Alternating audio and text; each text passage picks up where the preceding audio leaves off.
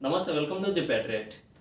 మనం ఎవరు అంతగా పట్టించుకోవట్లేదు కానీ అంటే ఎలాగో మోదీ 3.0 ఖచ్చితం అని, మోదీ మరోసారి ఖచ్చితంగా గెలుస్తారని, ఇప్పుడు వచ్చే మెజారిటీ ఎంత అనేది అందరూ సందేహంలో ఉన్నారే తప్ప మోదీ ఓటమిపై ఎవరికి అనుమానాలు లేవు. కాబట్టి అంతగా మనం పట్టించుకోవట్లేదు రాహుల్ గాంధీని. కానీ రాహుల్ గాంధీ రోజు రోజుకి చాలా డేంజరస్ పొలిటీషియన్గా మారుతున్నారు అనే విషయం మనం ఎవ్వరం పట్టించుకోవట్లేదు.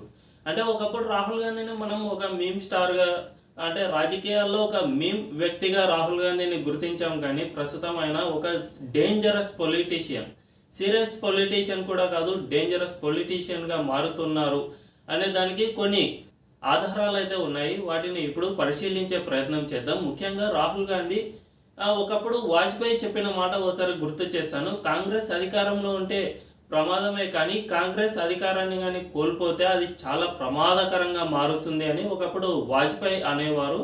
సరిగ్గా అదే ఇప్పుడు జరుగుతుందా అనే అనుమానాలు కూడా వస్తూ ఉన్నాయి.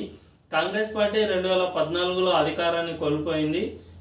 ప్రస్తుతానికి దాదాపు 10 సంవత్సరాలు కావస్తుంది.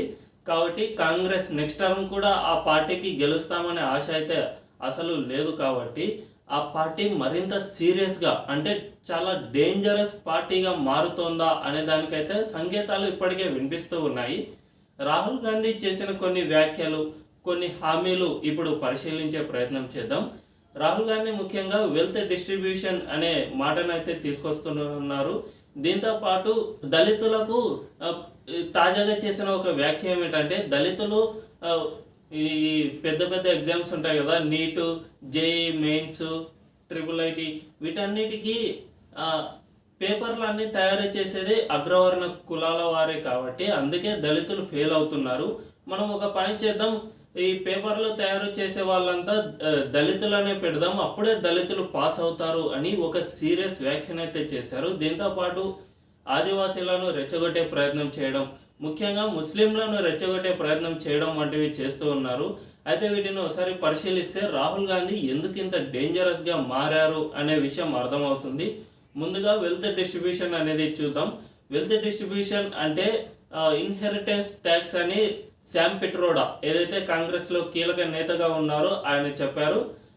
వెల్త్ డిస్ట్రిబ్యూషన్ కింద 55% ట్యాక్స్ గవర్నమెంట్ తీసుకుంటుంది. అంటే మన తండ్రి చనిపోతే ఆ ఆస్తి పూర్తిగా కొడుక్కి వారసత్వంగా వస్తుంది కదా, కానీ ఈ వారసత్వంగా వచ్చే ఆస్తిలో 55% గవర్నమెంట్కి వెళ్ళిపోతుంది, 45% మాత్రమే కొడుకుకి వస్తుంది అని శామ్ పిట్రోడా ఇప్పటికే చెప్పేశారు. అంటే ఇది కాంగ్రెస్ విధానంగా కనిపిస్తుంది. దీంతోపాటు ఈ వెల్త్ డిస్ట్రిబ్యూషన్లో భాగంగా కాంగ్రెస్ అనేక విధాలుగా ప్రజలపై పన్నులు ఎక్కువ చేయడం, ఇటువంటివి చేసి ఆ డబ్బంతా ఇతరులకు పంచే విషయంపై ఆలోచిస్తుంది.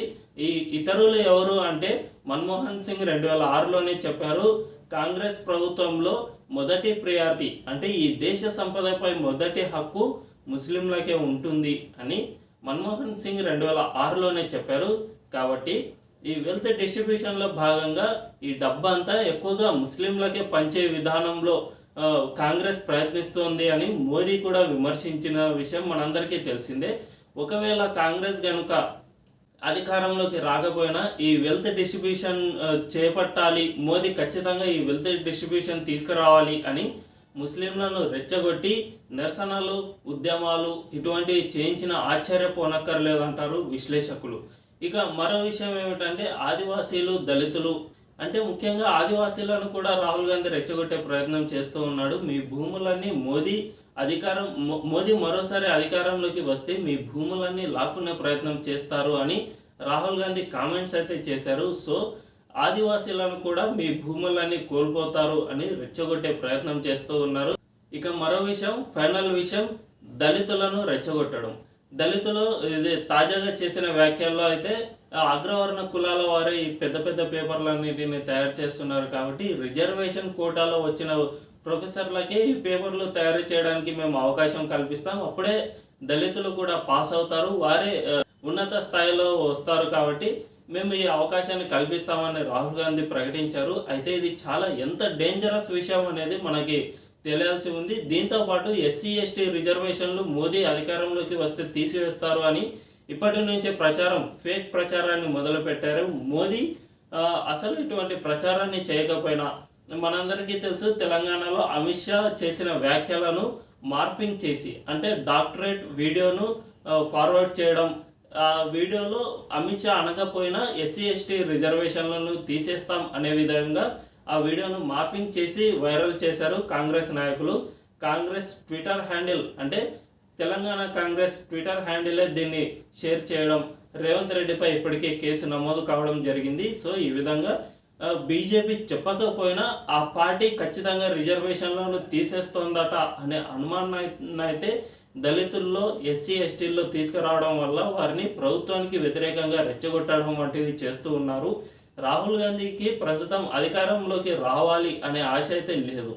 అంటే అతనికి ఖచ్చితంగా పదవిపై ఆశ ఉంది, కానీ అధికారంలోకి వస్తాననే నమ్మకం అయితే లేదు. కాబట్టి మోదీ 3.0లో ఒక వైపు మోదీ తన పని తాను చేసుకుంటూ ఉన్న సమయంలో వీరందరినీ ప్రభుత్వానికి వ్యతిరేకంగా రెచ్చగొట్టడానికి ఇప్పటి నుంచే పావులు కదుపుతున్నారా అంటే అవునని అంటున్నారు విశ్లేషకులు. కాబట్టి భవిష్యత్తులో మనం చాలా అంటే ముఖ్యంగా కాంగ్రెస్ పార్టీతో చాలా అంటే ఎంత అంటే అంత జాగ్రత్తగా ఉండాల్సిన అవసరం ఉందని దీనివల్లే తెలుస్తుంది.